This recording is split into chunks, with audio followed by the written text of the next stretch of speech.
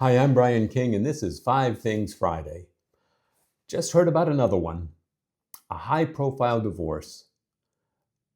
Surprising, there are so many of them, and I think one of the reasons that so many of them fail is because they have a plan in place before they even get married of what to do if they get a divorce. And the process of going from if they get a divorce to when they get a divorce becomes pretty easy. Why? Because what you plan for often comes to pass. Now, I'm not saying there's anything wrong. If you have a prenuptial agreement, that's fine, but don't leave it on the coffee table. Put it in a file drawer somewhere. It's not something you want to have floating around in the atmosphere of your marriage. You know, deleting the word divorce from your vocabulary is what I want to talk about today. And if you do that, it can totally change the atmosphere of your marriage. If these high-profile celebrities had decided that we're not ever getting a divorce, that's never going to be on the table, they might still be together. If you've been throwing around the word divorce in your marriage, it's harmful. That's a word that doesn't have any place in a healthy and lasting marriage. So today, I'm going to give you 5 reasons why it's super important to just eliminate that word from your vocabulary. Number 1, the first reason is that words create pathways. Like I said, what you plan for often comes to pass. And what you talk about becomes easier to imagine, and what you imagine becomes easier to do. When divorce is part of your vocabulary, it's always sitting there as an escape hatch. If you take it off the table, you force yourself to focus on repair instead of retreat. So just eliminate that word from your vocabulary. Number 2, it weakens trust. If you get angry and throw around the word divorce, then it's your spouse hears you might leave. And every time you threaten to walk, you basically chip away at the trust and the safety in your relationship. If you want your marriage to grow, you need to make it clear, I'm all in. There's no escape hatch, there's no back door. I'm not leaving. So eliminate that word from your vocabulary. Number 3, when divorce isn't an option, you start finding solutions instead of exits.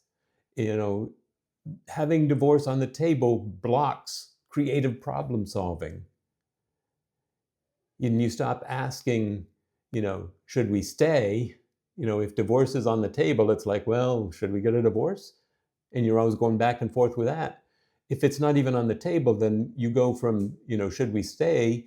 And you start asking, how do we fix this? And that's when growth happens. Tough seasons become opportunities to learn and not reasons to leave.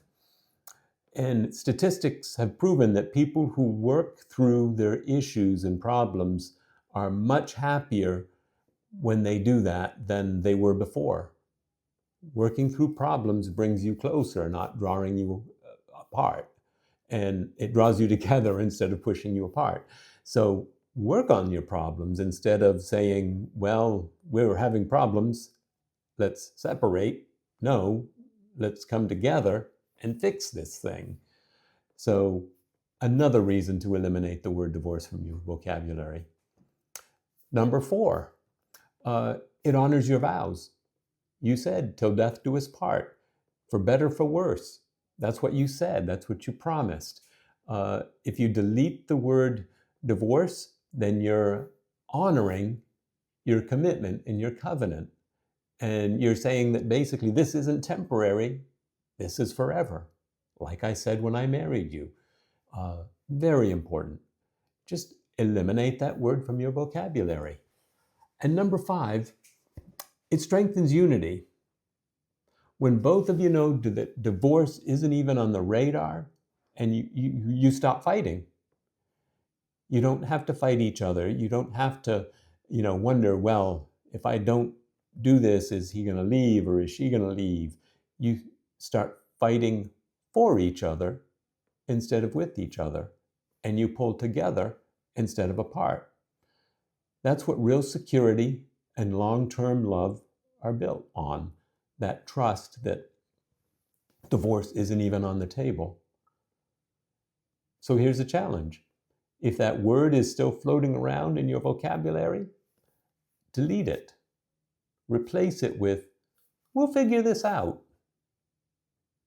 You'll be amazed how much peace and hope and unity that even that small change can bring to your marriage, and how much it will improve your harmony. So there's 5 things. That's it for today. I hope you're nowhere near that, and that the word divorce not only isn't on the table, it's not even in your vocabulary. And if it isn't, that's great. You'll have a good weekend, and I will see you next week. Thanks for listening.